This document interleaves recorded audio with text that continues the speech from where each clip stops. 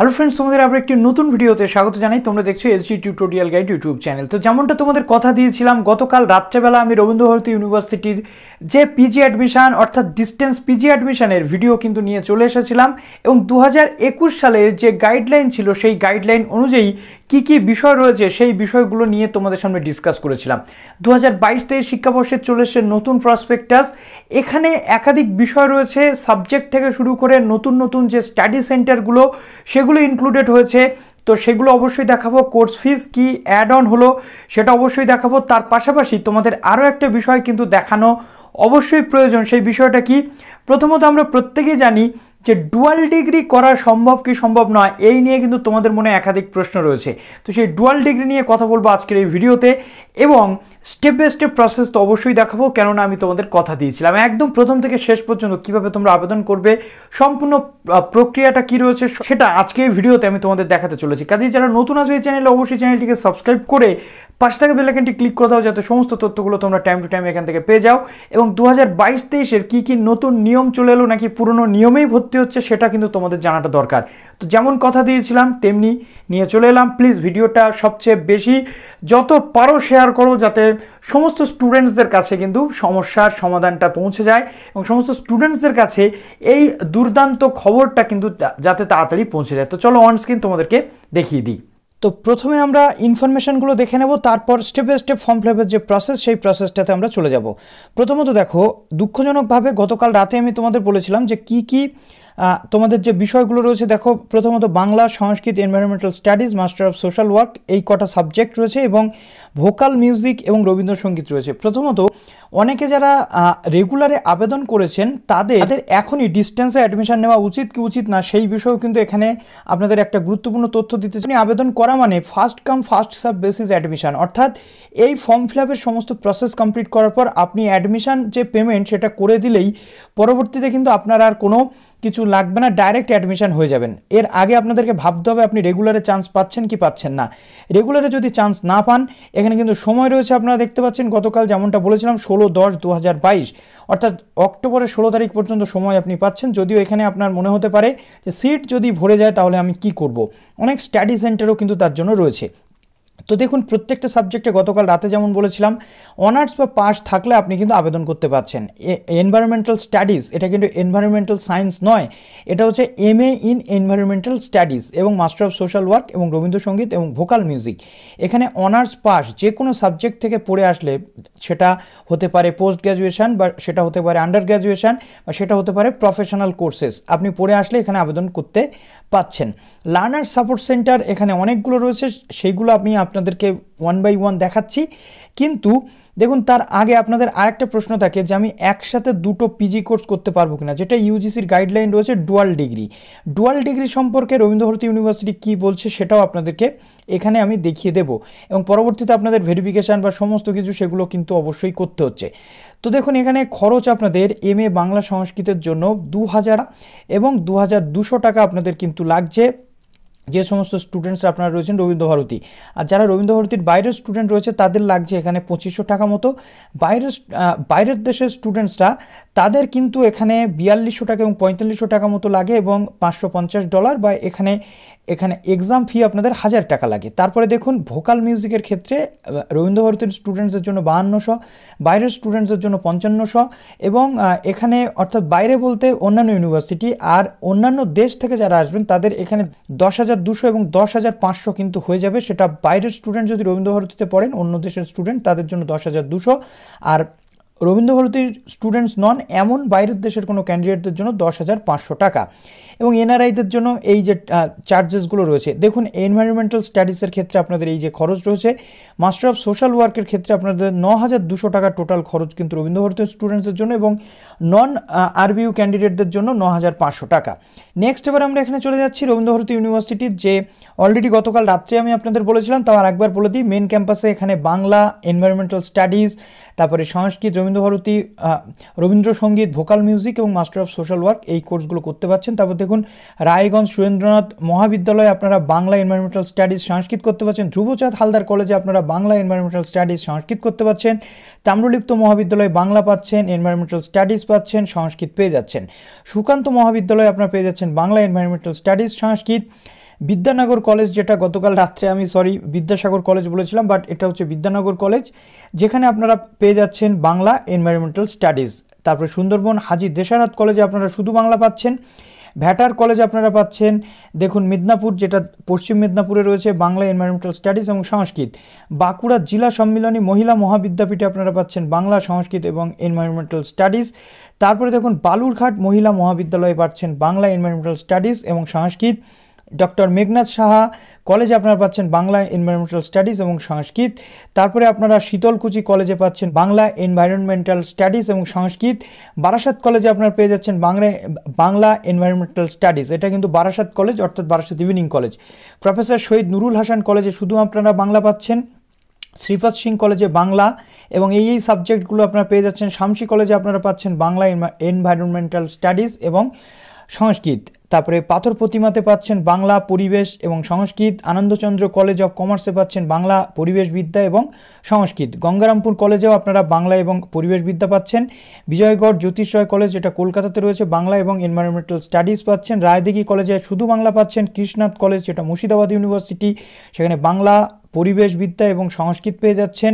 চোপড়া বঙ্গলজি মহাবিদ্যালয়ে আপনারা পেয়ে যাচ্ছেন বাংলা, পরিবেশবিদ্যা, সংস্কৃত পাচ্ছেন। অবিধানন্দ মহাবিদ্যালয়ে বাংলা, সংস্কৃত পেয়ে যাচ্ছেন। মাথাভাঙা কলেজ থেকে শুরু করে এই প্রত্যেকটা ইনস্টিটিউশন, এখানে কিন্তু আপনারা এই কোর্সগুলো পেয়ে যাচ্ছেন। আমি স্ক্রল করে যাচ্ছি, একটু দেখে নিচ্ছেন। তো দেখুন 56টা টোটাল স্টাডি সেন্টার কিন্তু এর আন্ডারে রয়েছে। এবার আমরা চলে যাচ্ছি পিজি অ্যাডমিশন পোর্টাল। তো দেখো পিজি অ্যাডমিশন পোর্টালে, এই পোর্টাল থেকেই কিন্তু হচ্ছে পুরোটা। দেখো ডকুমেন্ট ভেরিফিকেশান অ্যাডমিশনের থেকে 30 দিনের মধ্যে কিন্তু নিয়ে নিতে হয়, পরবর্তীতে তোমাদের জানানো হবে। No candidate can apply for 2 PG courses, অর্থাৎ ডুয়াল ডিগ্রির ক্ষেত্রে অনেকের বক্তব্য ছিল। দেখো একটা ক্যান্ডিডেট দুটো পিজি কোর্সে কিন্তু কখনোই অ্যাডমিশন নিতে পারবে না, অর্থাৎ একটা পিজি কোর্সে অ্যাডমিশন নিতে হবে। ইউজিসির গাইডলাইন কিন্তু আরবিইউ মানলো না সেই অর্থে। তারপর দেখো এখানে campus for any other learner support centre, অর্থাৎ any other learner support centre তোমরা ভর্তি হতে পারছো। এবং দেখো no candidate can apply if she already taken a PG course, অর্থাৎ অলরেডি একটা পিজি কোর্সে তুমি অ্যাডমিশন নিয়ে থাকলে এই ইউনিভার্সিটি বা অন্য ইউনিভার্সিটিতে তুমি কিন্তু আবেদন করতে পারছো না। No candidate can apply for a PG course, অর্থাৎ একবার অলরেডি যদি কোনো সাবজেক্টে কেউ পিজি করে থাকে তাহলে সে নতুন করে আর কিন্তু পিজি করতে পারবে না। এখানে কিন্তু পরিষ্কারভাবে সেটা উল্লেখ করা হলো। এখানে বিএডের কথা উল্লেখ নেই, বাট বিএডের ক্ষেত্রেও সেম জিনিস রয়েছে। বিএডের ক্ষেত্রেও কিন্তু একই বিষয় রয়েছে। বিএডের ক্ষেত্রে রেগুলার বিএড করতে করতে তার পাশে ফুল টাইম আর কিন্তু কোনো কোর্স করা যায় না। তেমনি রয়েছে academic programmes of study centres will not be offered, অর্থাৎ এই সেশনে 22-23 বীরভূম মহাবিদ্যালয়, Prabhat Kumar college, Domkal college, Katwa college, Dumdum Motijheel college, এই কলেজগুলোতে কিন্তু সেন্টার আর নেই।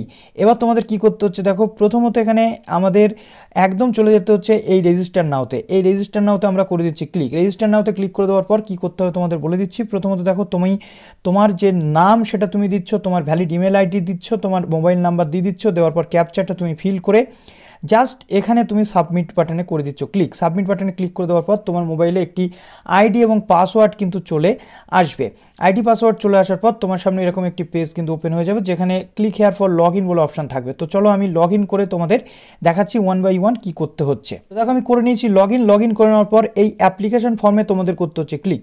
অ্যাপ্লিকেশন ফর্মে ক্লিক করার পর কতগুলো সহজ প্রসেস রয়েছে, যেখানে তুমি তোমার যে ডিক্লারেশন সেটা দিয়ে দিচ্ছ যে তুমি কোনো অন্য কোর্সে ভর্তি হওনি বা কোনো কিছু। এখানে জাস্ট আই এগ্রিতে তোমাকে ক্লিক করতে হচ্ছে। আই এগ্রিতে ক্লিক করে দিতে হচ্ছে প্রসিডে ক্লিক করে দেওয়ার পর তোমার সামনে এরকম একটি পেজ ওপেন হয়ে যাচ্ছে, যেখানে তোমার প্রথমত এখানে তোমার নাম দিতে হচ্ছে, তারপর তোমার একটা ছবি কিন্তু এখানে আপলোড করতে হচ্ছে। দেখো 100 KB ম্যাক্সিমাম সাইজ রয়েছে। আপলোড করার পর এখানে তোমার সিগনেচার আপলোড করতে হচ্ছে, 100 KB ম্যাক্সিমাম সাইজ রয়েছে। তারপর তোমার বাবার নাম এখানে দিচ্ছ, মায়ের নাম এখানে দিচ্ছ, তোমার যে গার্জিয়ান, বাবা যদি গার্জিয়ান হয় বাবার নাম এখানে দিচ্ছ। তারপরে রিলেশনশিপ কি রয়েছে এখানে তুমি দিয়ে দিচ্ছ বাবা, যেহেতু উনি তোমার বাবা হন।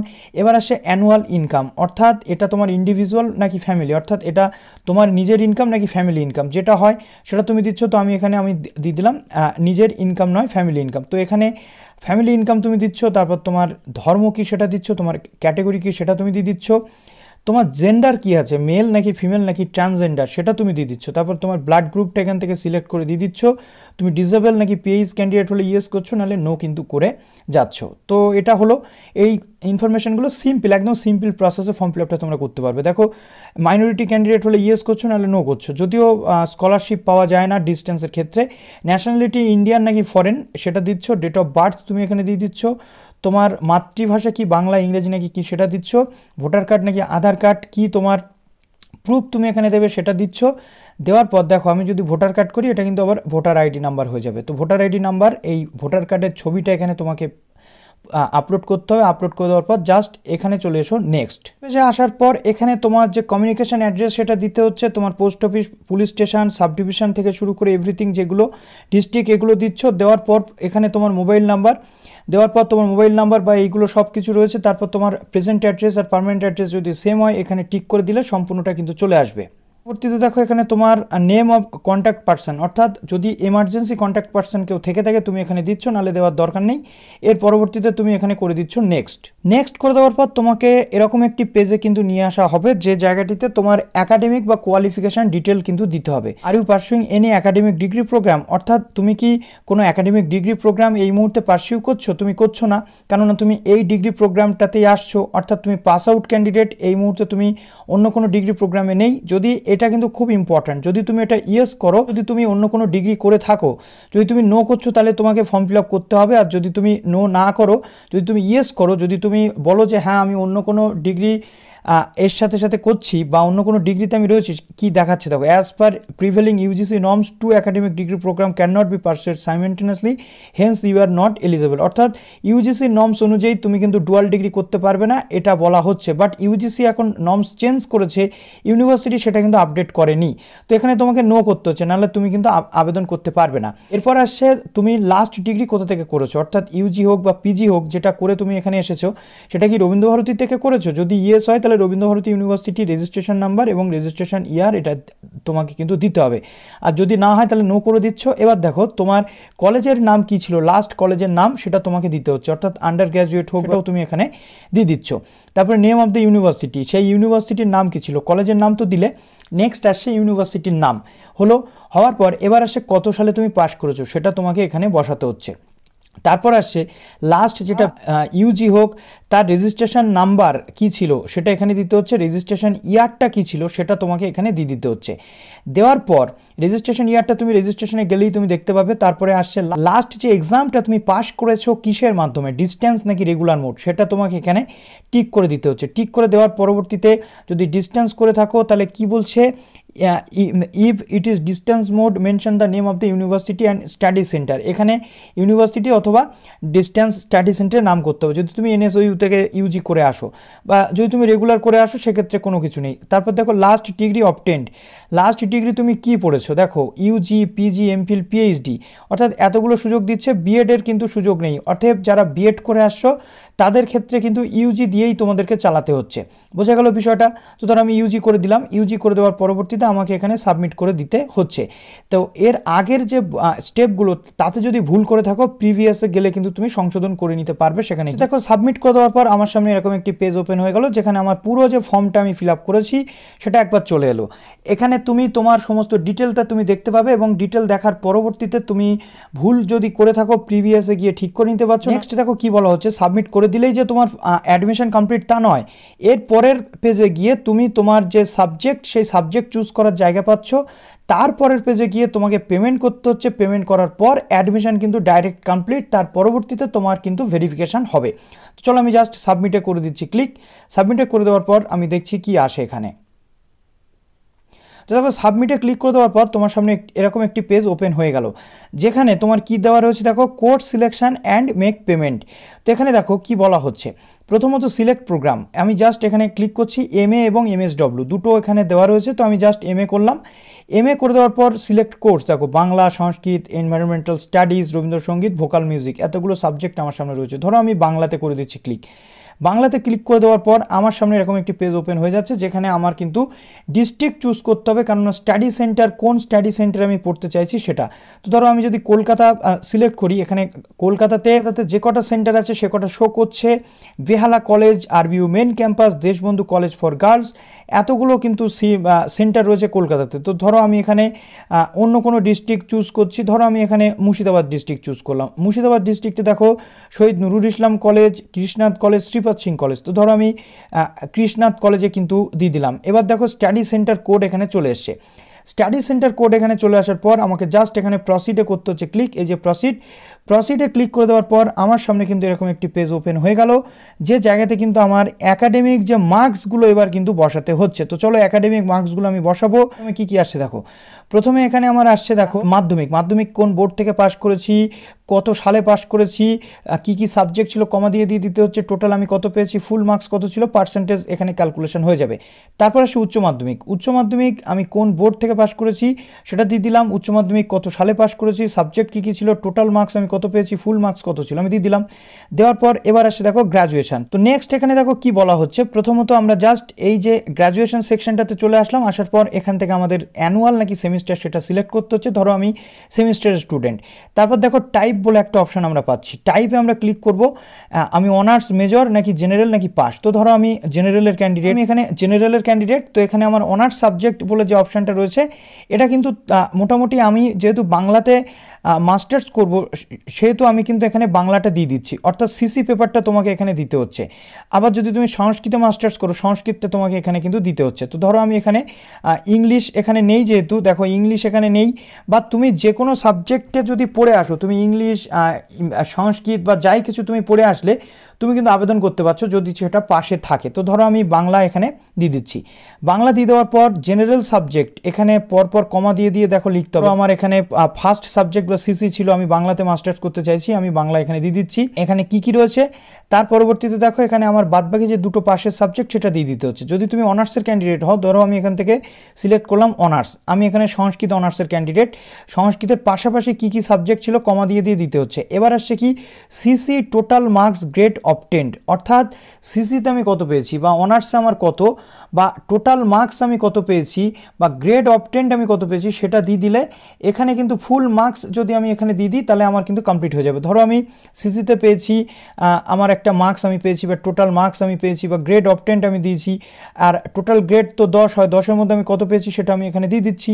দিয়ে দেওয়ার পরবর্তীতে দেখো এখানে কি রয়েছে, আপলোড সেকেন্ডারি 10th সার্টিফিকেট, অর্থাৎ ক্লাস 10-এর যে সার্টিফিকেট সেটা তোমাকে আপলোড করতে হচ্ছে। Upload final year semester marksheet, গ্র্যাজুয়েশনের ফাইনাল ইয়ারের যে মার্কশিট সেটা তোমাকে আপলোড করতে হচ্ছে এখানে। এই সমস্ত মার্কশিট আপলোড করার পর এখানে তোমার পুরোপুরি যে আপলোডিং প্রসেস কমপ্লিট হওয়ার পর দেখো duration of under the graduation degree, অর্থাৎ গ্র্যাজুয়েশন ডিগ্রি কত দিনে, 2 বছর নাকি 3 বছর নাকি তার বেশি। তো আমি 3 বছরের যেহেতু গ্র্যাজুয়েশন ডিগ্রি আমি এখানে দিয়ে দিচ্ছি। Have you completed post graduation degree, যদি তুমি পোস্ট গ্র্যাজুয়েশন কমপ্লিট করে থাকো তুমি এখানে ইয়েস করছো, নাহলে তুমি নো করছো। তো আমি যদি ইয়েস করে দিই, দেখো পোস্ট গ্র্যাজুয়েট আমি কিসের ওপরে করেছি এর আগে। তো এখানে খুব সাবধান, যদি কেউ বাংলাতে অলরেডি একবার পোস্ট গ্র্যাজুয়েশন করে থাকে বা সংস্কৃতে পোস্ট গ্র্যাজুয়েশন করে থাকে সে কিন্তু আর করতে পারবে না। যদি তুমি অন্য কোনো সাবজেক্টে করে থাকো, ধরো হিস্ট্রিতে তুমি পোস্ট গ্র্যাজুয়েশন করেছো, তুমি এখানে দিতে পারছো। এখানেও সেম জিনিস, সিসি বা টোটাল মার্কস নাকি গ্রেড পয়েন্ট কত টোটাল পেয়েছো সেটা, আর ফুল মার্কস কত ছিল সেটা দিয়ে দেওয়ার পর আপলোড ফাইনাল সেমিস্টার মার্কশিট বা ফাইনাল ইয়ারের মার্কশিট যেটা পোস্ট গ্র্যাজুয়েশনের সেটা এখানে তুমি দিয়ে দিচ্ছ। দিয়ে দেওয়ার পরবর্তীতে দেখো এখানে কি রয়েছে, প্রধানত এখানে তোমাকে একটা ডিক্লারেশনে এখানে আই এগ্রি করতে হচ্ছে। দেখো এখানে কি রয়েছে, তোমার 2500 টাকা তোমাকে পে করতে হচ্ছে। তারপর দেখো প্লেস, এখানে তোমার যে ঠিকানা বা তোমার যে জায়গার নাম সেটা দিচ্ছ, দিয়ে দেওয়ার পর সাবমিট অ্যান্ড প্রসিডে করছো ক্লিক। এর পরবর্তীতে তোমার কিন্তু পেমেন্টটা করতে হচ্ছে, অনলাইনে পেমেন্ট তোমাকে করতে হচ্ছে। পেমেন্ট করার পরবর্তীতে দেখো payment process verification may take 3 to 4 working days, অর্থাৎ এর পরবর্তীতে তোমাকে পেমেন্টের যে পেজ সেটা দেওয়া হবে এবং পেমেন্ট করার পর 3 থেকে 4 দিনের মধ্যে সেটা ভেরিফিকেশান হবে। সাকসেসফুল স্ট্যাটাস, অর্থাৎ স্ট্যাটাস যদি তোমার দেখায় যে সাকসেসফুলি ভেরিফাইড, তখন তুমি একটা অ্যাকনোলেজমেন্ট কিন্তু ডাউনলোড করতে পারবে পেমেন্টের, এবং এই ফর্মটাও তুমি প্রিন্ট করে তোমার কাছে রাখবে। যখন ভেরিফিকেশন হবে তখন গিয়ে তোমাকে ভেরিফিকেশনটা করতে হবে। তো আশা করছি সম্পূর্ণ প্রসেস তোমরা বুঝতে পারলে। তো চলো ভিডিওটা এখানে শেষ করলাম, ভালো থেকো সবাই, অল দ্য বেস্ট।